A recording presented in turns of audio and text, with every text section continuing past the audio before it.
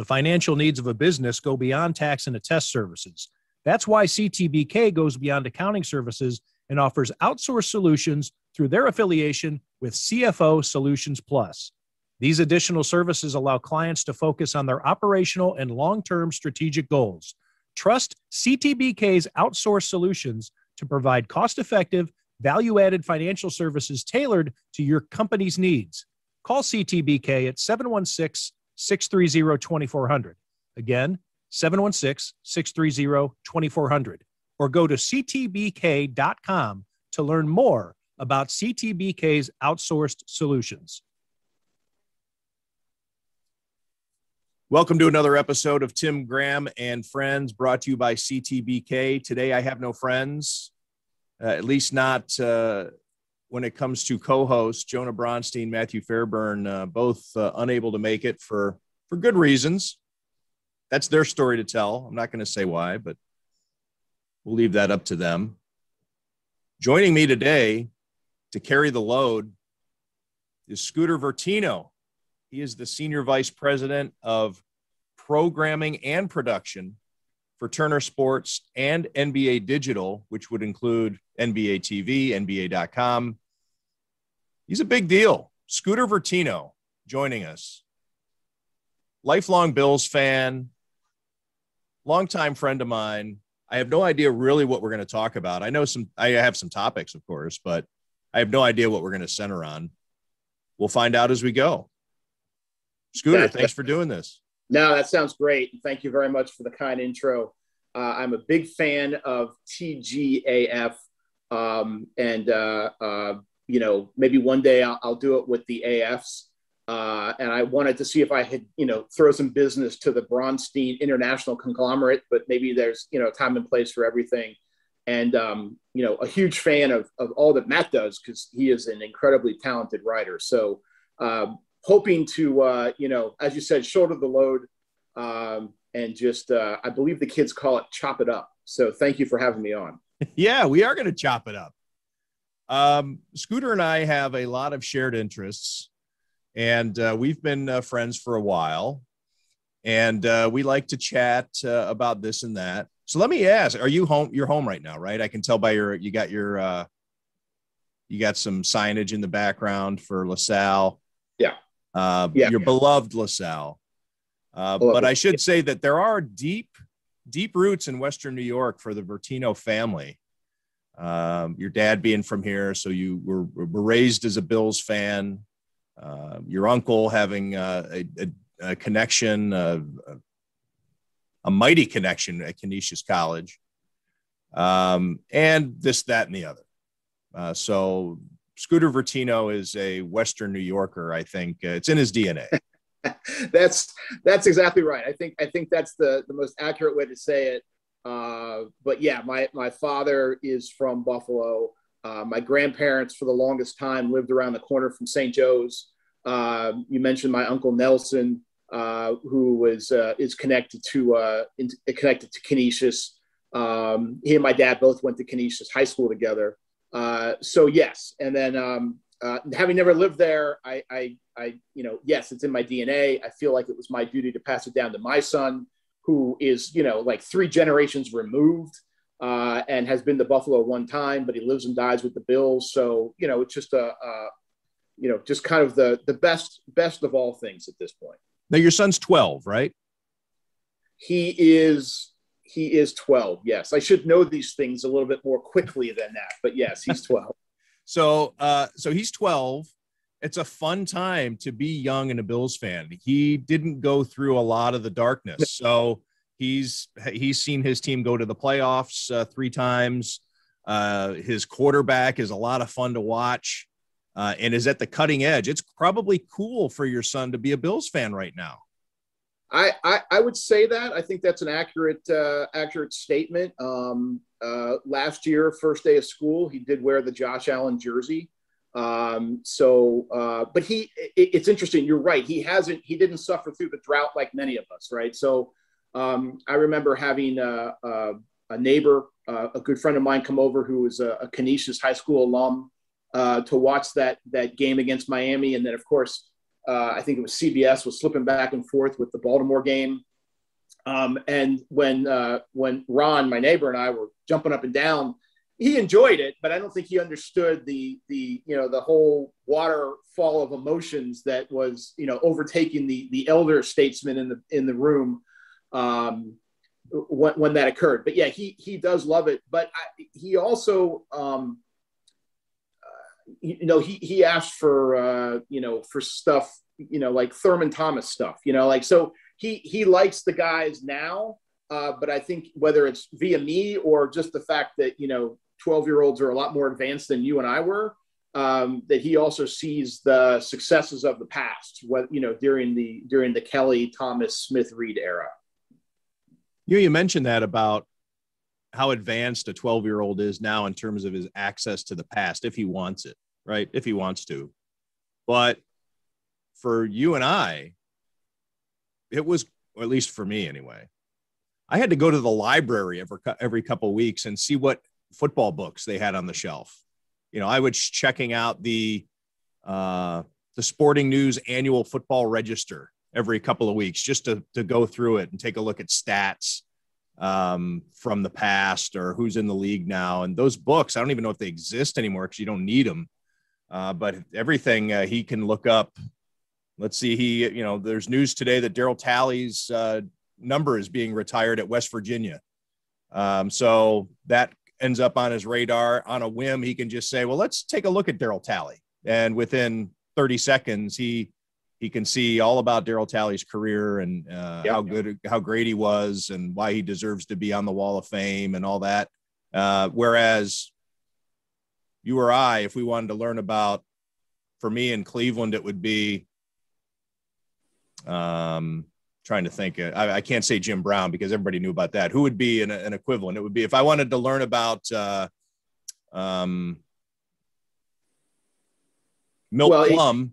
If I wanted to find out if how good Milt Plum was, I had to go to the library. Or if you wanted to find out, let's see about this Booker Edgerson that your dad would talk about. That was different deal.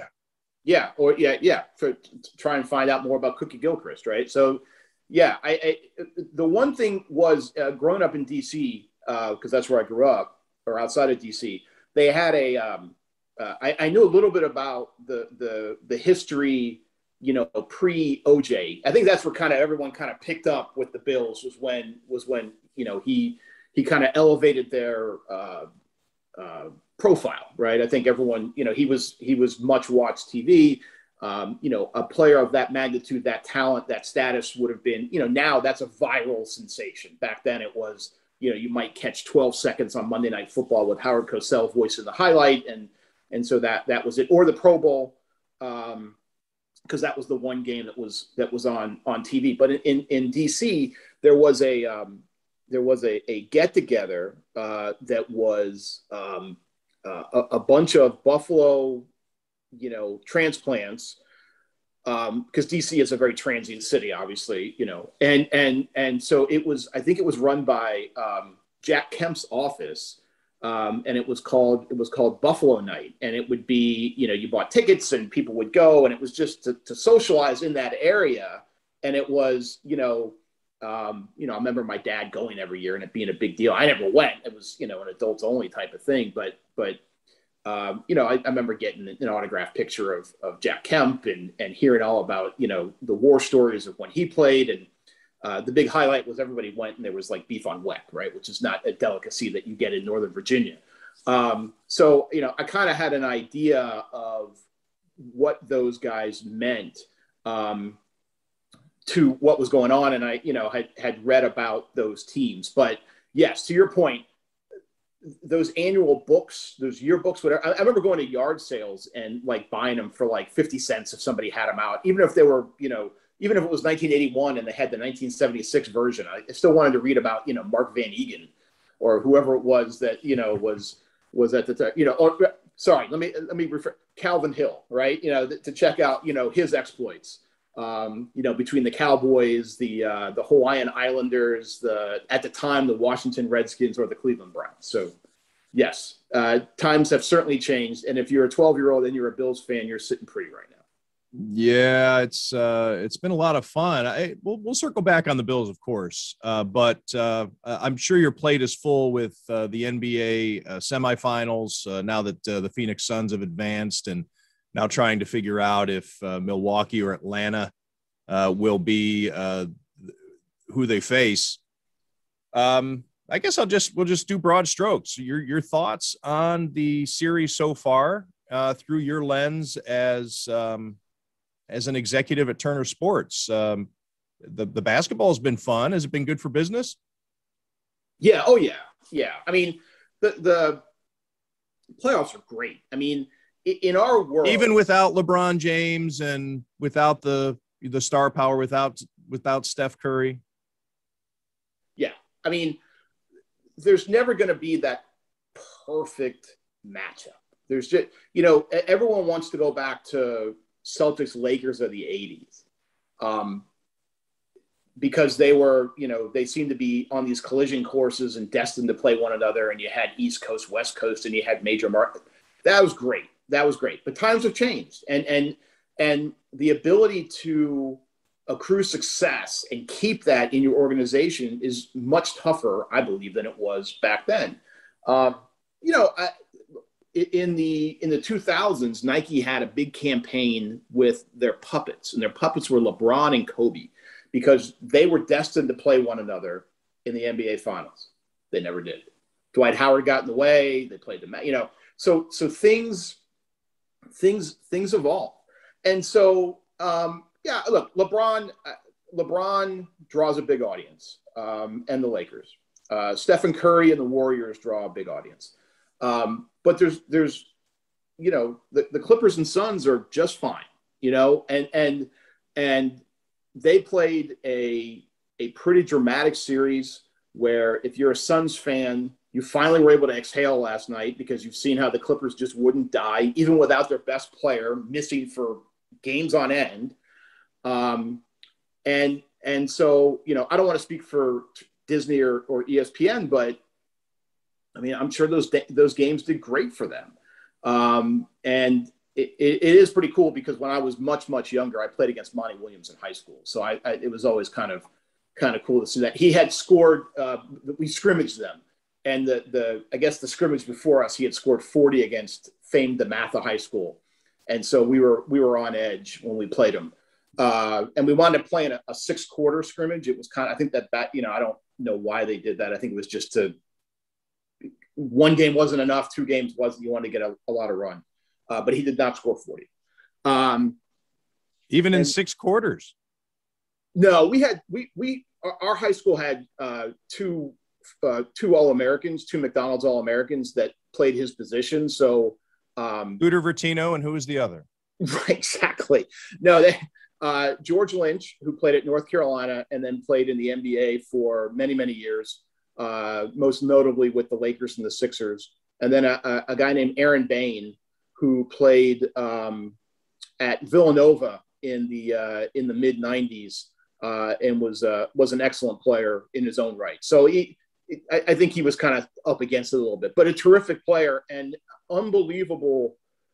His story is incredible of perseverance and overcoming incredible tragedy, and it's just it does show that good things happen to good people. And I'm not trying to discount the hard work he put in or the acquisition of Chris Paul in the offseason, but it is pretty amazing to see what he has overcome to lead that team to the finals. It's pretty incredible. In the East, what we root for, like as sports execs, is long series. The longer the series goes out, the more compelling it is.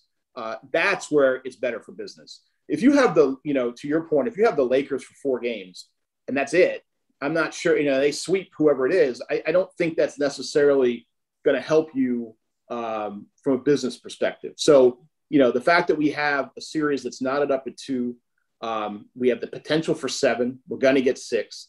I think is great. Now, pardon me, the injuries are a concern because you certainly want to have that known. I mean, it's obviously a concern because guys are hurt. You never want to see anybody hurt. You want to see teams at full strength. And I'm sure a lot of people were breathing sighs of relief when the news of Giannis's injury came back, and there was no, I believe they said there was no structural damage, which is great from a long-term perspective. Then the question becomes, how quickly can you recover?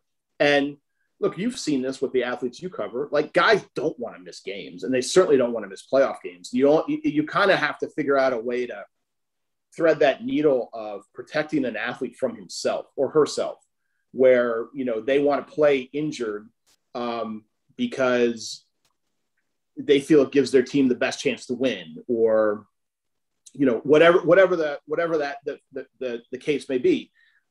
So, we're thrilled that it's a long series. We would love to see, guys come back and play, but certainly understand the gravity of the situation at the same time. So that's kind of a catch-22, but having new teams in the mix is not a bad thing. You got to introduce, the audience doesn't know what they don't know, because maybe they haven't seen these teams play that much. Atlanta, it wasn't that long ago when Atlanta was firing their head coach and trying to salvage a season. And now they're 2 games away from the NBA finals. And then you look at Phoenix, who hadn't been in the playoffs in a decade, speaking of droughts, as we talked about earlier, haven't been in the playoffs in a decade. They make the playoffs and they go to the finals. I don't think, your prognosticators, I don't think we're laying those odds, back in December. When the Milwaukee Bucks were sold not that long ago, and it broke a record, much like the Bills did. The Bills were at the bottom of the NFL hierarchy when the Pagulas bought them for what still was a record sum, even without a stadium, breaking the record of when Stephen Ross bought the Miami Dolphins with a stadium, just to show what sports teams are worth. But anyway, when the Milwaukee Bucks were sold, and people were rolling their eyes, because the Bucks at the time were the laughing stock of the NBA. And that was just a few years ago. And of course, Giannis Antetokounmpo comes along and changes things, wins a couple MVPs, and he's that type of program changing talent. But yeah, the Clippers were, all 4 teams really that reached the semifinals were jokes not that long ago. Well, you're right. I mean, if you think about this, the Hawks made it to the conference finals several years ago. I think it was 2017, maybe 2018, got swept out by LeBron and the Cavaliers. They then tore it down. They basically, they cleaned house. That team was Al Horford, Kyle Korver, I believe Jeff Teague was on the team, Paul Millsap, Damari Carroll. That was a really good, strong, veteran-laden team coached by Mike Budenholzer, who coaches the Bucks.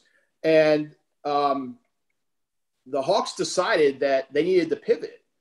And so, they needed to start building from, not from scratch, but figuring it out. And look, it wasn't that long ago where the Hawks were getting vilified for the Luka Doncic trade, where they traded Trae Young and the rights to a pick, which became Cameron Reddish, for Luka. And Luka's a fantastic player. He looks like he's a generational talent. But if you're the Hawks, you got to be saying, hey, we're still playing, And I know different conferences, different matchups and things like that. But the Hawks definitely took some large steps. And as far as the Bucks with Giannis, kudos to them for understanding what he was bringing to the table when they drafted him. I think a lot of us have seen the footage of a skinny kid playing over in Europe. It's the ability to, from what I've been told, it's the ability of those talent evaluators when they draft someone like that to understand how hard is that person going to work. Because so many kids that come out now, they have talent. It's going to be what differentiates them. And obviously Giannis, you look at his body, you look at his game, everything about him has improved. And, there's no way that happens, if he's not an incredibly hard worker. And so, there are different ways to skin a cat, and both of those teams, went about it differently. But now they're both knocking on the door. So In the NBA or in other sports, like you hear all this all the time about, should you build through free agency? Should you develop your own talent? And I think you've probably seen this. It's no one has the right scientific mix, but you know it when you see it.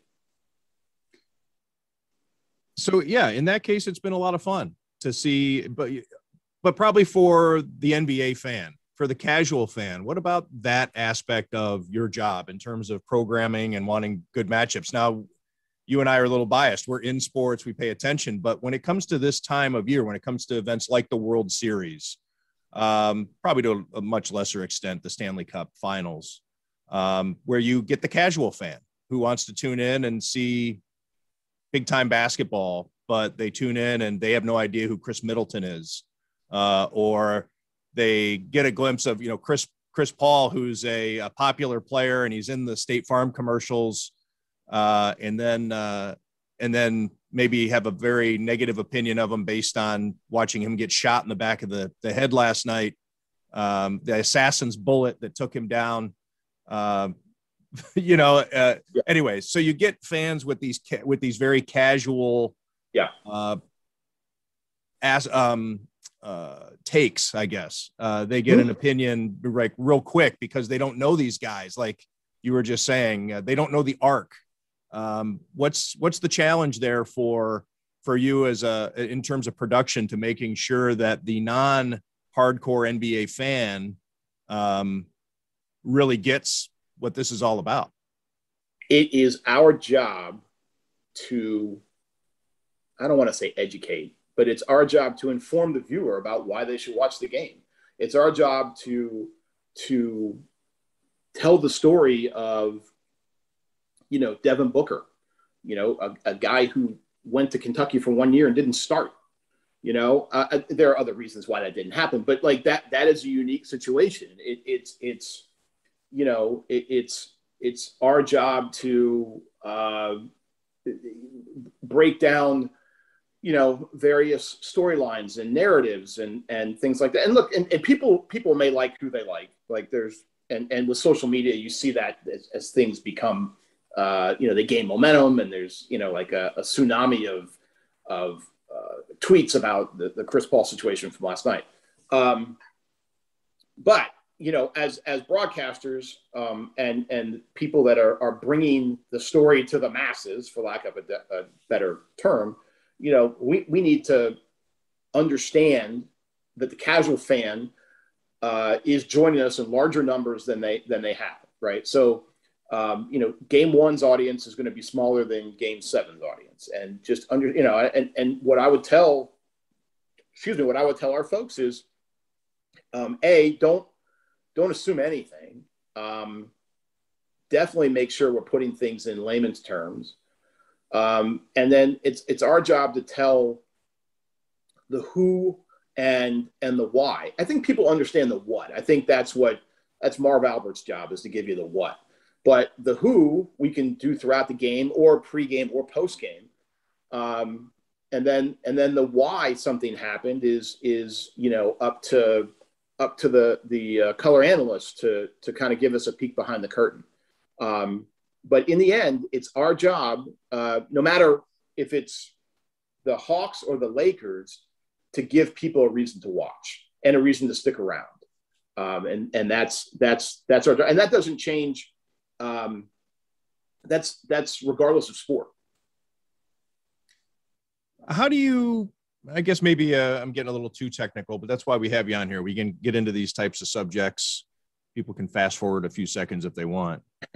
But how do you weigh, maybe there's even some sort of science to it, when you have a smaller market team like Milwaukee, even though Giannis Antetokounmpo is a two-time MVP and people know him, but you probably haven't seen him as much. And he has such an interesting story. I guess conversely, you don't need to tell LeBron James's story nearly as much at this stage of a series or deep into the tournament. And yet he is a two-time MVP. I guess, how do you feel? Like, do you need to constantly reset the stars like this? Or what's the line that you do without getting too cloying to the fans who do know all about Giannis Antetokounmpo, but you also still have this great story that you need to, and I'm just using him as an example. Sure. But when you have, a smaller market team, like you say, that's now in the spotlight, maybe the casual fan saw him play twice before the playoffs, and now he's on their screens every other night. Well, the Bucks, and I apologize for not knowing this off the top of my head. The Bucks were on their fair share on TNT this year. They were on quite a bit. So because of him and because they're a good team, right? Yeah, yeah. And you could go back to as far back as you want, but I'll give you another example, like Kevin Durant when he was at OKC. Those teams rated very well, and OKC is a very small market. So it doesn't always correlate to market size. It's not necessarily like the NFL where you kind of throw that out the window with your Green Bays and Pittsburghs and Buffaloes, but it's not always apples to apples. What I would say is with Giannis, because he is a two-time MVP, because he's been Defensive Player of the Year, he's incredibly popular. I don't know off the top of my head, but I would imagine that his rookie card is very valuable. Maybe we don't have to tell his story as much, but there are other guys on the team that contribute, and maybe you tell their stories a little bit more, right? So Chris Middleton, who is an incredible, scorer, shooter. He'll represent the United States at the Olympics this year. Maybe get a little bit more in the weeds on his story. A Drew Holiday, who was on his third team, but is, what is referred to as an elite two-way player because he is an incredible defensive guard. And I would say it's probably more of a combo offensively. But he has an incredible story. His wife is a member of the U.S. women's national team for soccer.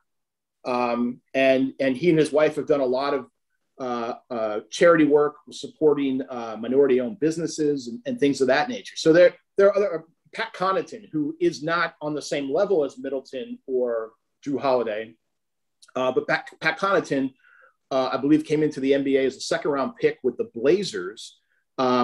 But before that, he was playing minor league baseball for the Baltimore Orioles after his career at Notre Dame and was throwing in the high 90s. It actually shocked me that he chose basketball over baseball because it looked like he was on the fast track. What do you think would happen if he threw a basketball at Chris Paul? What do you think would have happened? Would Chris Paul have vaporized in that instance? We're happy that cooler heads between those two would probably prevel. You wouldn't have to have that. Just out of curiosity, I didn't. That's a fastball. How your mind was working there.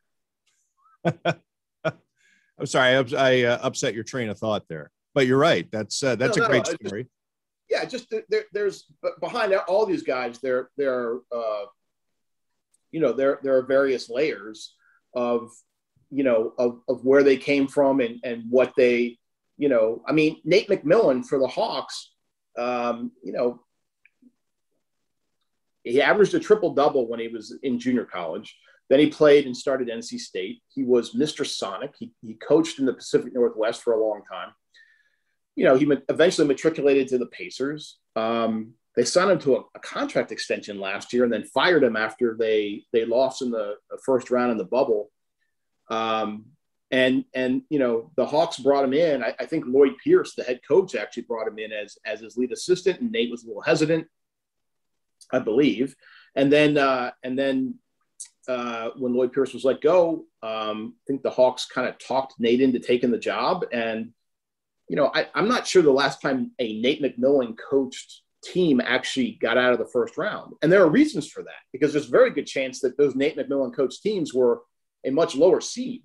And so the talent gap would have been, astronomical at times to think that they were going to, upset someone.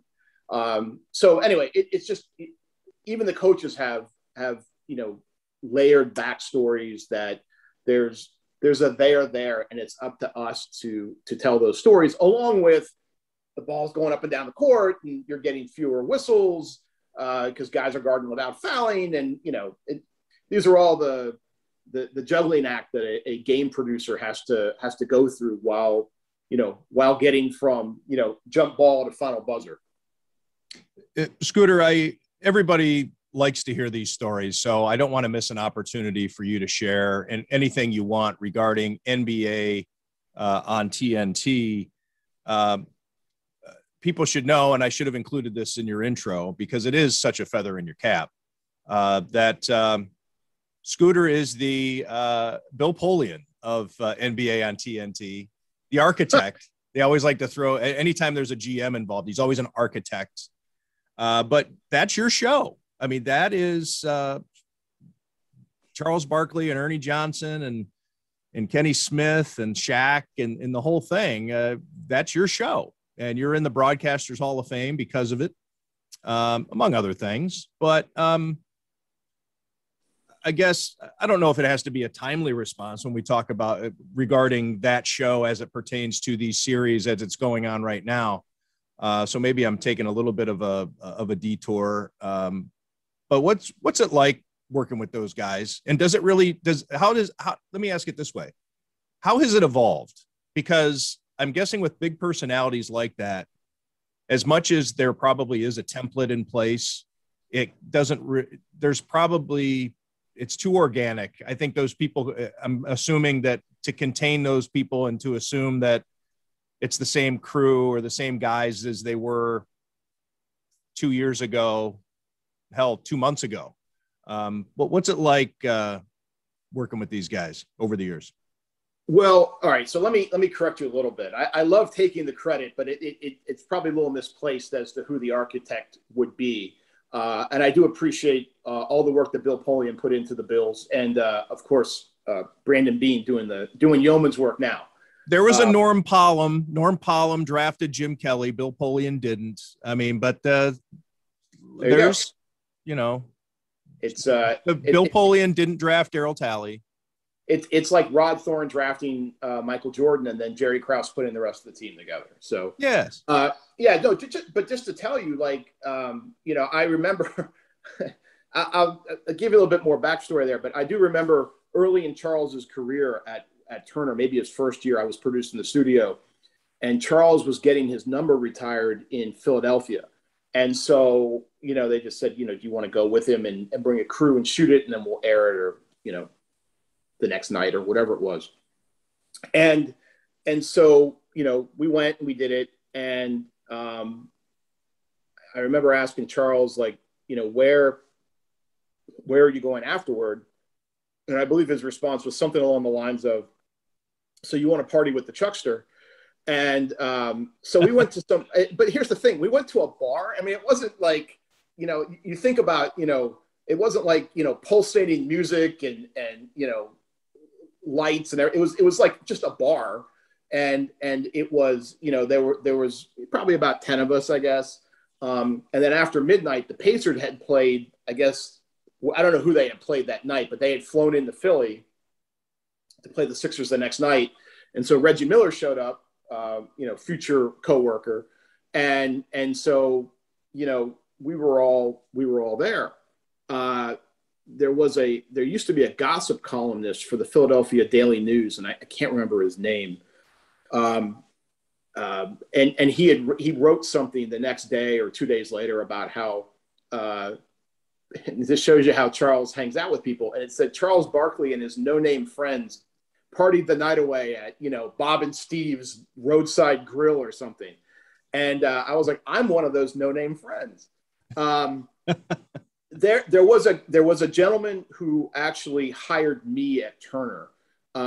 His name is Michael Jackson, and Michael's background was he played for the John Thompson powerhouse teams at Georgetown. He was the point guard with Patrick Ewing. Then he played in the NBA for several years with the Sacramento Kings. After that, he went and worked at the Olympic Committee, and then transitioned to Turner. And Michael was, there were several people involved, but Michael was the driving force behind. Now, to your point about Jim Kelly, when Michael got there, Ernie was there. Okay. And then Michael hired a bunch of people behind the scenes. Tim Kiley, who is legendary production figure, Lenny Daniels, who came from ESPN as a director, now is the president of Turner Sports. So, I don't know who his equivalent with the Bills would be, but he's a Dolphins fan. So, it is what it is. And then, myself, a gentleman named Deaton Bell, who does a lot of our creative. And so Michael was kind of building this stable of people behind the scenes and also working to bring in, the talent in front. So he played with Kenny Smith with the Sacramento Kings. So he knew Kenny had, acumen and the gift for gab. He played with Danny Ainge. Okay. Danny Ainge was a longtime analyst for Turner Sports. And so he knew of these guys, and I don't know how many of the folks watching this or listening to this watch the Inside Story, which is kind of the behind the scenes documentary of Inside the NBA. But Charles talks about a dinner he had with Turner folks after he had committed to going to NBC. And Michael was the driving force behind getting us Charles Barkley. I remember him telling me, he's like, I think we have a chance. And I was like, because at that point, the NBA on NBC was enormous. And they had big names. They had, Costas was their face. It was the heyday of the Jordan era Bulls. Why wouldn't he segue right into that? And Michael and a couple other people, including a gentleman named Mike Pearl, who was our executive producer, sold him on the ability to come to Turner, and it's not going to be X's and O's. We'll have that, and the NBA talk will drive it. But if there's things that you want to talk about, we can do that, and we're not going to restrict you. And that's the world we live in with Charles. It's like Charles, and by the way, we don't tell our analysts what to say. So our guys know going in if they feel strongly about something. Now, we want everyone to be factually accurate. When Charles said Jeff Teague played for the Hawks, we have to correct that. But for the most part, guys can, if you feel a certain way, and you see that Shaq and Charles and Kenny rarely agree. And to your point about, is it organic? How does it work? It is, because those guys, aside from Ernie, aren't involved in the daily production meetings for the shows. Ernie is, because Ernie needs to know how to get from A to B to C to D. Ernie is that traffic cop, although Ernie will point out that he is a traffic cop, which I also think kind of doesn't quite give him the credit he deserves. But he says, I'm the traffic cop who then waves you into traffic. So there's a fender bender. And that's what he likes to do with those guys. And you can see it on his face when he's got a little twinkle in his eye, because he knows he's going to drag somebody into something and they don't see it coming, and then bam, and it's great television. Those guys are not at the production meetings. And I give a lot of credit to Tim Kiley, who, was longtime producer and now is, an executive and helps oversee the show. Jeremy Levin is the actual line producer who puts his heart and soul into all the shows. And part of not having them at the production meetings is so that their reactions are going to be genuine, and it's not rehearsed, and it's not, you say this, then I say this, even though there's that famous video of Shaq saying it goes one, it doesn't go 1-2-1, it goes 1-2-3, or whatever you say, when they skipped him during a discussion one time and he got pissed. So that's kind of how it comes together. It's an extremely collaborative effort behind the scenes, where a good idea can come from anyone and anywhere. And I think you see that, and I'll give you an example that it's not Turner related, but it hit home to me one time. NFL Network had Football Lives, right? Those documentary 1 hour bios, which is, I should point out, it's not as exciting as their top 10 lists, where I would often see you as a talking head, or maybe a very youthful Mike Silsky talking about, what was it? The illegal forward pass in Nashville. Yes. Or where that falls. Anyway, I remember they did one on Steve Sable. They use me a lot on the Drive on John Elway too. They tap into my my native Clevelander status. So I get Bills and Browns a lot. Got it. Okay, so the Football Lives, which are really well done. They did one on Steve Sable, who's a legendary figure in our industry and changed the way a lot of things are done.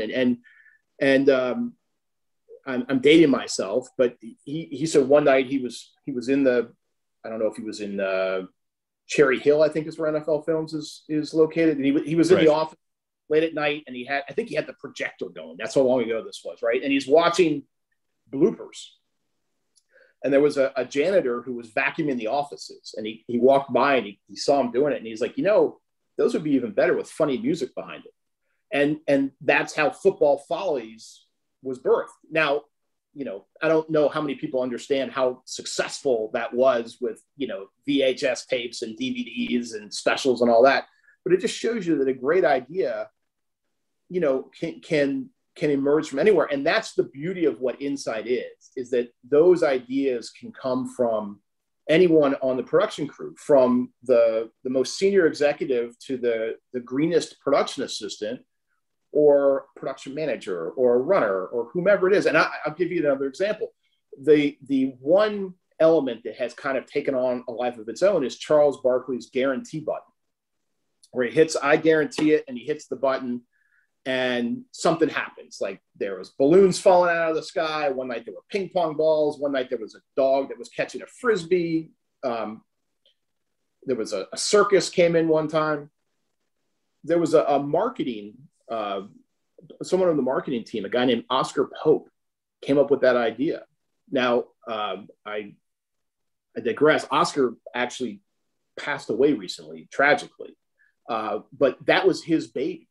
And it just shows like that those ideas can come from anywhere. And I think for Turner people, that is actually a nice reminder of Oscar's legacy.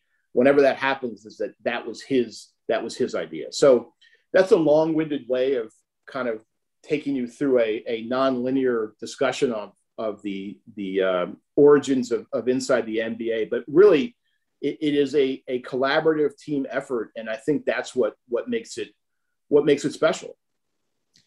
Is there any emphasis or pressure for Turner Sports to try to replicate your success with the NBA with your new NHL deal?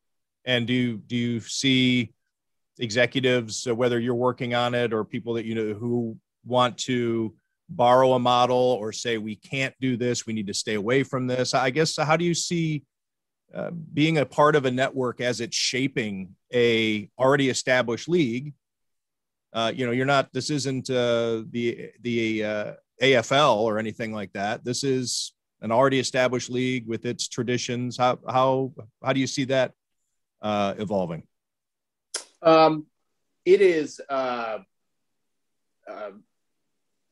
it's very exciting. And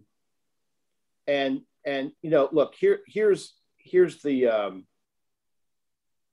where we stand, right? So it's not just the NHL, because we've had the same comparisons with our MLB programming. We've had it with our March Madness programming. When we had UEFA, there was a discussion about that as well. The success of Inside the NBA is great, and there's nothing on those great nights. It's very difficult to compare. But I don't think. Look, we want to have shows with the NHL that are, lend to credibility, passion, enthusiasm, and ideally, growing the fan base. And so, I think it would be, I don't want to say foolish, but unrealistic if we think that we're going to be able to come out of the blocks and do something that is, the same as what Inside is, or in the ballpark, because whoever that host is, whoever those analysts are going to be, and I know there's been a lot of discussion about Wayne Gretzky with us, is like those people have to be who they are. And so, it's just up to us to figure out a way to make them successful. So I'll give you an example. Tuesday Night NBA is not Ernie and Shaq, Charles Kenny. It's Adam Lefkoe, it's Candace Parker, it's Dwayne Wade, and it's Shaq. And so those shows take a different tone, a different direction. You're painting a different tapestry. And that's with the same sport, right? And so I would think that the NHL also the difference with the NHL is you have the 18-minute intermissions, right? Between the first, second, and third. That's my follow-up question, because in some ways the NHL studio is maybe more important, or it anchors your broadcast more than an NBA broadcast would. And I'm saying that in very general terms, because I think the obvious counter to that is inside the NBA is the anchor to any NBA broadcast. But I guess maybe I'm tricking I'm confusing myself here. But I think in general, that studio portion of an NHL broadcast is so critical to maintaining your audience, right. Because as soon as intermission comes along, everybody's grabbing the remote control, whether it's a great game or whatever, because they feel like they have time to go check in on something else and get back without missing anything of the game. So to hold that and to do it twice within the span of, the first puck drop to the final horn, you have to do it twice as opposed to once. I know it's a totally different animal. It is. And it'll be a challenge for sure. I mean, it's new territory for us, but that's what it is. Like we want that challenge. We want that responsibility. And as we continue to build our behind the scenes folks, along with the consumer facing talent, which probably, when I say talent, I mean announcers, those all have to kind of be part of the equation. So yeah, I agree with you. It's unique, right? So that's where we have to kind of figure out what is going to be the equation to keep those folks. It also doesn't mean that whatever formula we use first day out that's the formula we use for every day from here on out. If there's anything we've learned from our other sports and our other ventures is that, change is inevitable, and, it's up to us to find the best route for that's going to make for successful broadcast, both, providing compelling content and also, figuring out a way to grow the base. What is Turner's philosophy regarding Canadian versus U.S. teams? And I know that that's something that, and NBC Sports had, you could tell, obviously, that was almost always two U.S. teams going up against each other. Is there any insight that you can provide there on Turner's thinking? Because I think that impacts how many times Sabres fans are going to see their team on Turner Sports.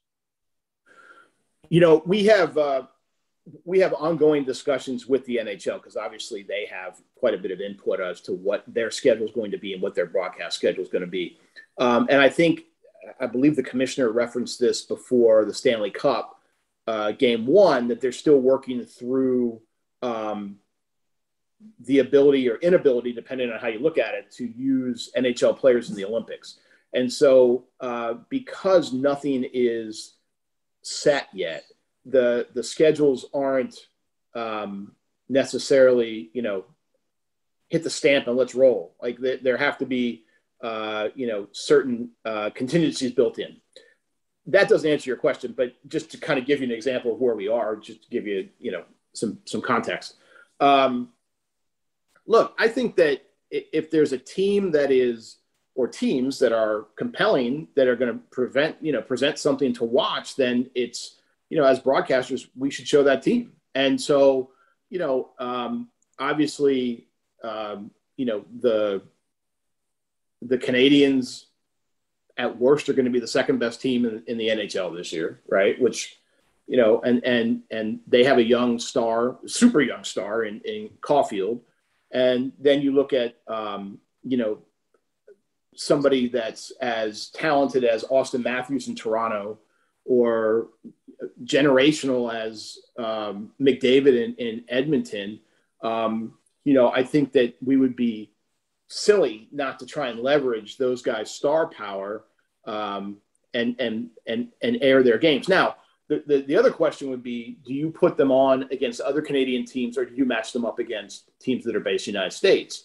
And so that's that's the discussion as we go on here as to what would be, what's the best result for something like that. We kind of deal with it a little bit on the NBA side with the Raptors, but they're only playing, every one of their games is against a U.S. team, so it's not quite the same when it comes to that. But my thinking is, if there is a team that's compelling, if it's a team that has star power, if there's a team that's hot, we have to have the ability to pivot and showcase those teams. I can't speak to what NBC was doing prior.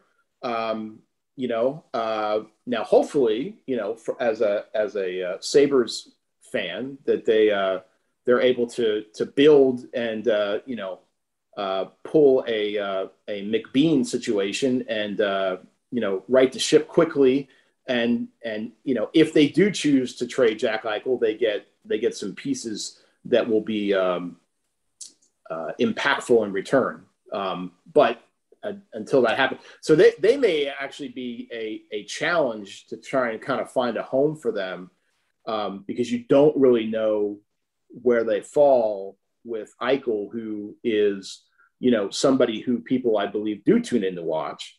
And, if there's questions as to if he's going to be on the team, then you kind of have to figure out, okay, what are you doing here as far as how many times or how many appearances that the Sabres would make. Again, it's all hypothetical because, it sounds like they're kind of at a stalemate between, from what I read in The Athletic, Eichel's folks and Sabres management. Let's switch over to your first love, the Bills, before we let you go. We've been going on a little longer than I thought here, Scooter. Sorry about that. Hopefully, not at all. I know you got a few minutes left, but how do you feel about your Bills? And I'm going to even throw in with what's been going on off the field with all this vax talk, for or against. Everything was going so smoothly, and maybe it is overblown to think it could be a distraction. But to me, it's not the distraction aspect of it. It's the variable, the fact that you're throwing another variable into the mix that other teams might not have to deal with regarding who is and who is not, and protocols and all that stuff. That's really been the only wrinkle. Everything. Yeah. Everybody's coming back pretty much, with the exception of John Brown, of course, and a player here or a player there. The team's intact. They came within one game of the Super Bowl. They should be a year older and a year better. Didn't do as much in terms of acquiring a difference maker. And this is me talking. This is still the team that got beaten pretty handily in the AFC Championship game. So if you felt we need to get better to get to the Super Bowl, I don't know that they necessarily did that on paper, but as I just said, a year of experience can't be discounted with these guys. Just what's your general frame of mind on your Bills heading into 2021? I would be remiss if I didn't tell you that Joe Buscaglia would probably tell you that you forgot Corey Bjorkes. Oh yes, that's right. That's a big change. Yes. So look, it's a very odd place to be, in that there aren't, to your point, it's like things are going pretty smoothly. You're just, knock on wood, hoping that, guys stay healthy. Obviously, let me stop you for a second there, Scooter, because you do deal with this in terms of this is very much on your radar with the NBA. And we just had, whether it's a coach or Chris Paul or somebody, I mean, this is, that this is not just a talking point or a something to throw out there just to get us through the off season for a headline. I mean, these are things that impact teams, and you've had to adjust at your work because of it. Yeah. Yeah. I mean, I know what some of the players have said with regard to vaccinations. Some guys are more public than others. And I don't, it is a little, I don't want to say alarming, but it is eyebrow raising that for some reason the Bills are the ones that are kind of out there, whether it's, Josh Allen talking on Kyle Brandt's podcast, or, you see what Cole Beasley had written. And look, those Jordan guys, Poyer, and has been obviously very supportive of Cole Beasley and a bunch of other players. So it's been there's been a handful of players, whereas most teams, I don't know if you could probably not find a guy who's said anything one way or the other about it, but on the Bills, there seems to be a half dozen. Yeah, no, it's certainly, it gets your attention. My thinking would be that, and I was very hesitant to throw in with McDermott and Bean when they first took over. I was like, these guys have got to have to show me what's up. And and that's just as a fan who was, scarred or whatever, but I do feel like those two, especially those two, have earned the benefit of the doubt as far as the ability to lead the team, to create the culture. I know we talk about culture all the time, but they have created the culture. They have, their process has worked. And I know that's a buzzword that they like to use. And I have faith that those guys are going to be able to navigate these waters with their players, because they know them and they know what makes them tick, and they know what's going to, motivate them to succeed much more than I do. And I'm as a passionate fan as you can get, but I'm not in that building, obviously, and those guys are. And so that's where I put my faith in their ability to figure out whatever the distraction is going to be, or what have you. And you're right. We've seen, teams deal with a competitive disadvantage because of COVID. And it is, it is something that, we all deal with in some form or fashion daily. And so, when you don't hear, when you see like Pittsburgh, who I think they said everyone is, pretty compliant with it. And you see, I think New England has been all over it. So, it does take you aback a little bit. And so I'm not sure what, I mean, I know what the guys have said and I've read what they've said. So I get it, what they're saying, and I know what their reasoning is. But when everyone is trying to get that competitive advantage, it is certainly a juggling act that they're going to have to deal with. However, going to my earlier point, I just feel like the general manager and the head coach drive that bus. And I think I think, and look, I could be wrong here too, but I do think that, the foundation those guys have laid is going to go a long way to the success of this team, COVID or no COVID, because I think those guys have a plan in place, and hopefully contingencies as well. What is a successful season this year? What's the baseline? Well, don't let me use the word baseline, because that kind of undercuts, it sabotages my own question. What is, what's the point where it becomes successful? And, and what point is, if that's not met, is it unsuccessful? I mean, to me, it's winning the division and winning a playoff game. I don't know with their schedule if that immediately puts them into the AFC Championship or not, the way that it's been laid out this year. But to me, that's it. I would hope that they're not, I would imagine inside the building, they're talking Super Bowl or bust because of how close they got last year, even though, to your point, that final game was not a close one. But they, the talent is there. The continuity is there. I was talking to someone the other day about how, there are certain general managers in sports that just are able to come up with creative ways to keep their talent. And I mentioned Bob Myers of the Golden State Warriors. I think Brandon Beane is in the same class as his ability to bring guys back and to figure out ways. Now, look, it's going to be a major challenge for him to figure out, how does the Josh Allen extension affect everybody else, and their ability to continue to grow, because as we all know, building a successful team with a quarterback on their initial contract seems to be less challenging than once they get into the 20s or 30 million a year agreement. So to me, it's win the division, win a playoff game, and then after that, let's roll. But look, it's always a quote unquote war of attrition, right? And I think last year, both Beasley and Diggs were injured at one point or another.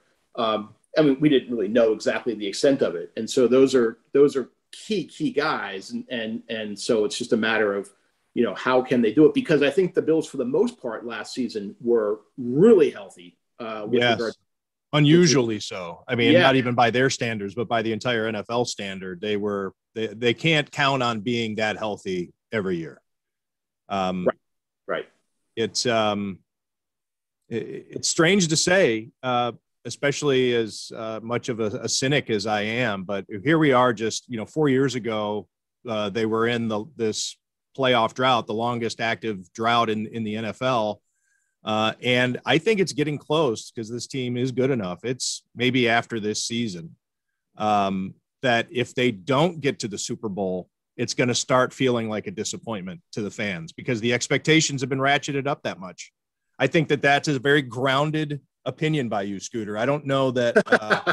I think that a lot of Bills fans are, if they were even to be as good as last year, as great as they were, and as fun as that season was, if they get back there, then I think you're going to start to hear, the typical fan mentality of, I'm tired of this. I'm tired of not making the Super Bowl.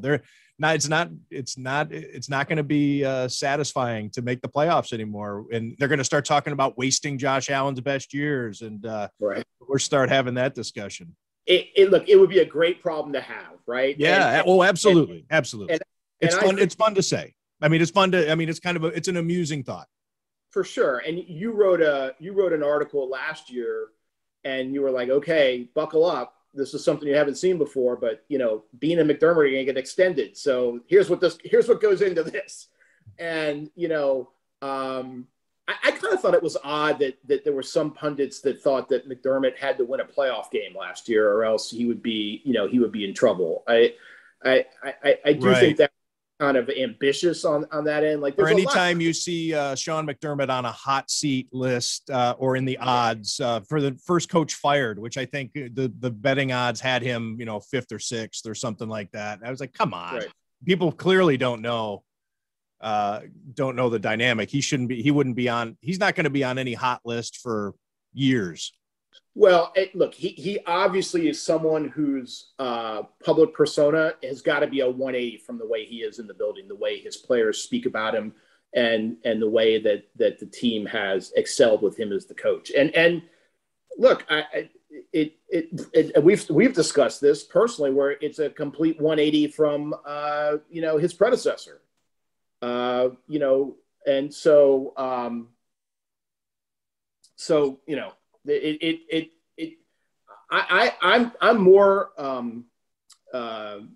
more interested in how he is inside the building than how he is in front of the microphone. I know you got a meeting to get to, Scooter. It means a lot to me that you'd give me part of your afternoon to talk about all this nonsense. Well, no, I just insulted you. I just called your career and all those things nonsense, but it was, we were just freewheeling. That's what I meant by it. To come on my podcast with almost no plan other than a couple of bullet points I wanted to hit and talk about everything that we did. Well, I really appreciate the invite. I'm happy to do it anytime. Maybe next time when things calm down a little bit, we can just go in depth on, specific sports cards by sport, baseball, football. I'm sure people will love to hear that. Absolutely. I think that there are whole podcasts and shows going around that. Maybe we'll open up packs. Maybe we'll have some sort of competition. Maybe we'll split up a box and see who and we'll rate each other. Well, maybe the winner take all or something like that. We'll have some sort of gambling aspect to it. I don't know. We'll kick it around. All right. Get to your meeting. Scooter Vertino. Thanks for doing this. I appreciate it. Thank you. CTBK is more than just a full-service accounting firm. They are one team with an innovative approach to accounting and rise to each new challenge with collaborative problem-solving skills. CTBK goes above and beyond by lending helping hands in the Buffalo and Niagara community through volunteer work and donations, and is partnered up with Victory Sports for 2020 and 2021 to keep kids in the community active. The professionals at CTBK are determined to help individuals and businesses succeed. Whether a large corporation, a small business, or somewhere in between, call CTBK at 716-630-2400. Again, 716-630-2400, and see what CTBK's one-team approach can do for you.